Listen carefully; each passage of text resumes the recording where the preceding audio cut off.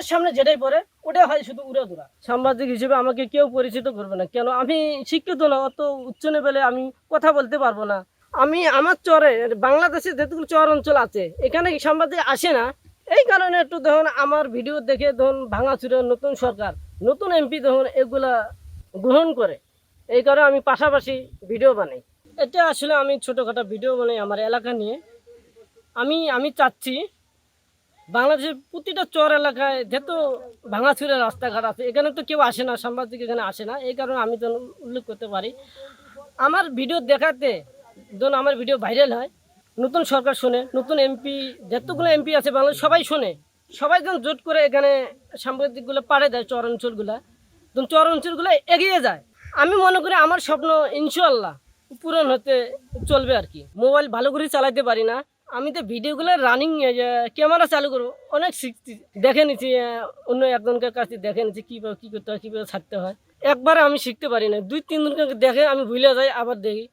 আমি আসলে ভিডিও করলে এডিট করতে পারি না, আমি কর আকার হিসিকার এলে বলতে বুঝি না, এই জন্য আমি যদি এডিট করতে পারতাম, যদি কোনো ভিডিও আমার এডিট হতো, কোনো আমার যদি পরিচালক থাকতো, তাহলে ইনশাল্লাহ আমি অনেক একটা কথা কেউ ভুল ধরতো না, কোনো হাসাহাসি কেউ করতো না।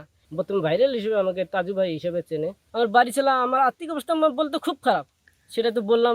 বাড়ি চালা পর্যন্ত না, শুধু ভাঙাচুরা ঘর আছে, এই ঘর ধরে ভেঙে যায়, আমি তো একটা ঘর দেবো, সেটা আসলে স্যার আমার অসম্ভব। এটা এটা আল্লাহ পাকের ইচ্ছায় আমি অনেক টেনশনে থাকি, এই জন্য এগুলা যন্ত্রপাতি আমি কিনছি, মনে আবেগ থেকে কষ্টগুলো আনন্দ দেওয়ার জন্য, চোখ দিয়ে যেন পানি না ধরে।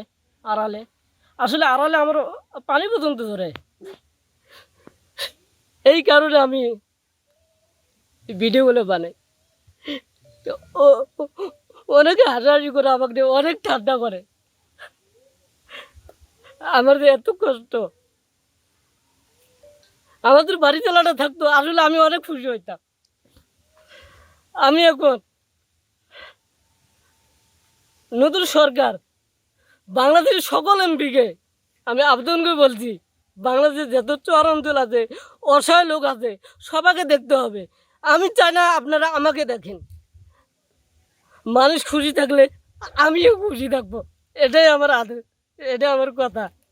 আসলে আমি কথা গুছিয়ে বলতে পারি না, ছোটোবেলার থেকে আমি এরকম মানুষের ভিতরে আনন্দ থাকি মাঝে মাঝে। ওর নাম হচ্ছে, পুরো নাম হচ্ছে তাইজুল ইসলাম, বাবার নাম সিরাজউদ্দিন। ওর বাবা মা দুজনই প্রতিবন্ধী না, কিন্তু অর্ধেক প্রতিবন্ধী আর কি বলা যায়, আর কি অর্ধ প্রতিবন্ধী, এবং দুজনে অনেক অসুস্থ।